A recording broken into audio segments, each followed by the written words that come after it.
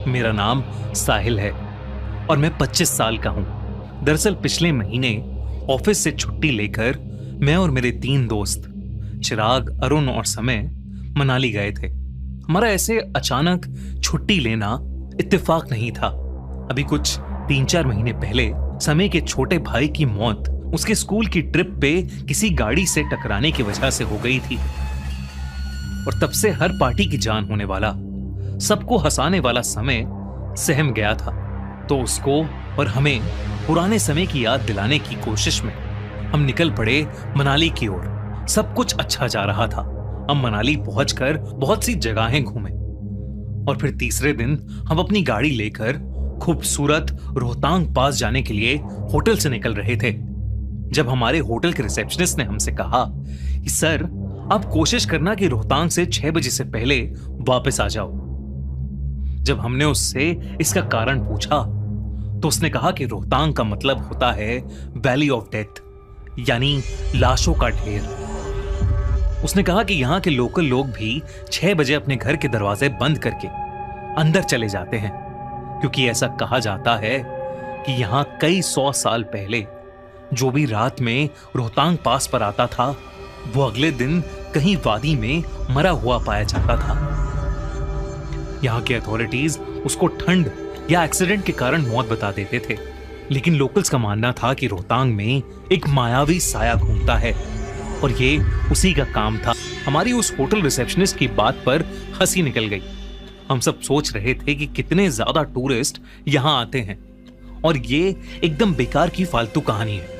इसलिए हम बेपरवाह होकर मनाली से रोहतांग पास के लिए निकल गए। हंसते गाते हम अपनी मंजिल पर पहुंच ही गए, रोहतांग पास। कुछ 4-5 घंटों के ट्रैक के बाद हम चारों ने लौटने का फैसला किया, क्योंकि अंधेरा भी बहुत हो गया था और धीरे धीरे धुंध भी बढ़ती जा रही थी। रात के करीब 9-9:15 बज रहे थे। रोहतांग में टूरिस्ट तो छोड़ो, अब कोई भी नहीं दिख रहा था। हम काली अंधेरी रात में लगभग 30 किलोमीटर/आवर की स्पीड पर धीरे धीरे गाड़ी चला रहे थे, लेकिन धुंध बढ़ती ही जा रही थी, इतनी गहरी कि कुछ देर बाद ना आगे की सड़क दिख रही थी ना मोड़। एक गलती और हम खाई में गिर सकते थे। अरुण गाड़ी चला रहा था और हम फॉग लाइट्स ऑन करके धीरे धीरे आगे बढ़ रहे थे कि हमें सड़क के किनारे पर एक पत्थर दिखा, जिस पर लिखा था मनाली 28 किलोमीटर्स।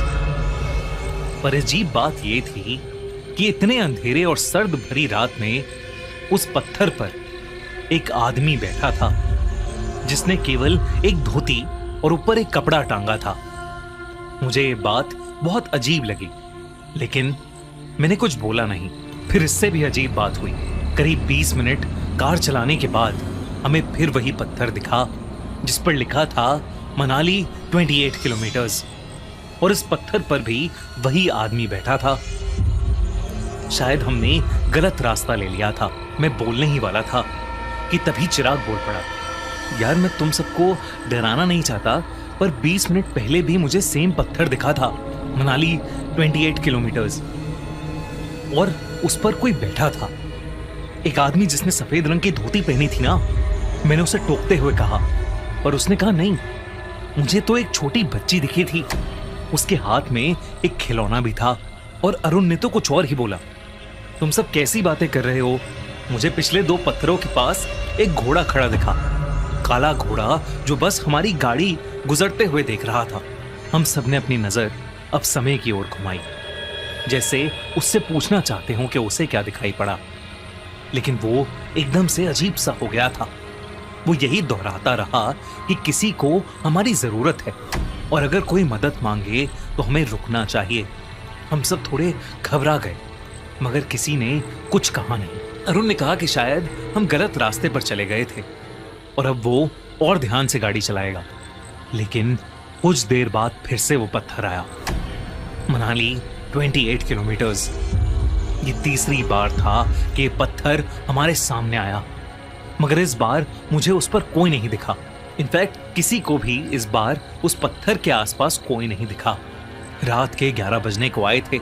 हम एक ऐसी माया में फंस गए थे जिससे हम बाहर नहीं निकल पा रहे थे। और अब हमें उस होटल के रिसेप्शनिस्ट की बात याद आ रही थी।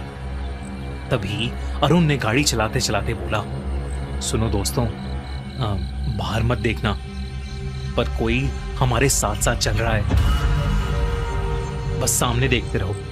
अरुण की इस बात को सुनकर हम सबके रोंगटे खड़े हो गए थे, क्योंकि हमारे आसपास कोई गाड़ी नहीं थी, लेकिन एक साया था, एक 15 साल का लड़का। हमारी गाड़ी जो अब 40 किलोमीटर पर आवर की स्पीड पर चल रही थी, उसके साथ साथ बड़े आराम से चल रहा था। वो भाग नहीं रहा था, बस चल रहा था। उसके कपड़े मिट्टी से सने थे और उसके चेहरे पर कई सारी चोटें लगी हुई थीं। हम सब उसे देखकर बहुत डर गए थे। तभी समय ने कहा कि शायद इसे हमारी मदद चाहिए, और उसने अपनी खिड़की खोल ली और उस बच्चे की ओर बस एक तक देखता रहा।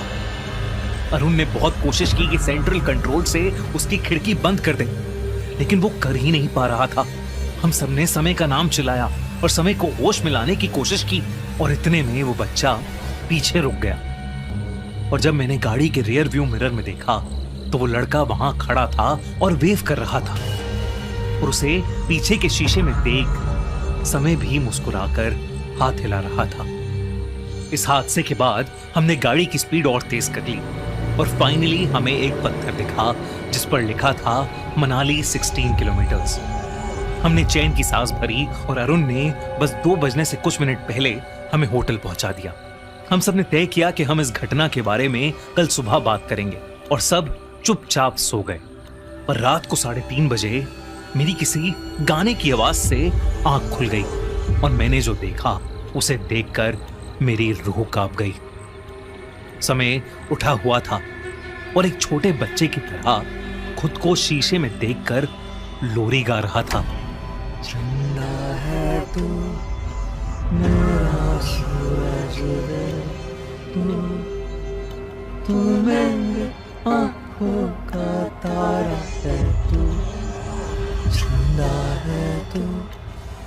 मैंने अरुण और चिराग को उठाया। हम सब ने समय को पुकारा, लेकिन वो हमें अनसुना सा कर रहा था। ये नजारा हम सब के लिए बहुत खौफनाक था। शीशे में समय का चेहरा बेहद डरावना लग रहा था। लाल आंखें, गले पर कुछ निशान। ऐसा लग रहा था जैसे उसका गला कोई दोनों तरफ से दबा रहा हो, और उसके चेहरे पर एक छोटी सी अजीब सी मुस्कुराहट थी, और वही लोरी। किसी के अंदर समय के पास जाकर उसे छूने की हिम्मत नहीं हो रही थी। हम सब घबराते हुए धीरे धीरे कमरे से बाहर जाने लगे। हम जैसे ही निकलने लगे, उसने एक बच्चे की तरह मासूम हंसी हंसते हुए कहा, अगर मैं रात को तुम्हारी खिड़की पर दस्तक दूं तो तुम खिड़की खोल के मेरी मदद करोगे ना? और ये कहते ही वो एकदम से बेहोश हो गया। हम तीनों को यह यकीन सा हो गया था कि शायद समय पर कोई बुरा साया आ गया है। सुबह होते ही हम उसे होटल वाले की बात मानकर वहीं के एक पंडित के पास लेकर गए। उस पंडित ने उसे देखते ही बता दिया कि समय के किसी अपने की हाल ही में मौत हुई है, और उसकी आत्मा का ढोंग करके किसी बुरे साए ने समय को अपने वश में कर लिया है। पहले उस पंडित ने उसकी नजर उतारी, और फिर झाड़ फूक की, और फिर एक पूजा की, जिसके बाद समय को बहुत सारी उल्टियां हुई, और उस उल्टी में समय के अंदर से कुछ अजीब सा काला गाढ़ा लिक्विड निकला। आज समय पूरी तरह से नॉर्मल है, लेकिन मुझे हर रात उसकी लोरी के सपने आते हैं। दोस्तों, कैसी लगी आपको ये कहानी? आप भी हमें अपनी स्टोरीज भेज सकते हैं।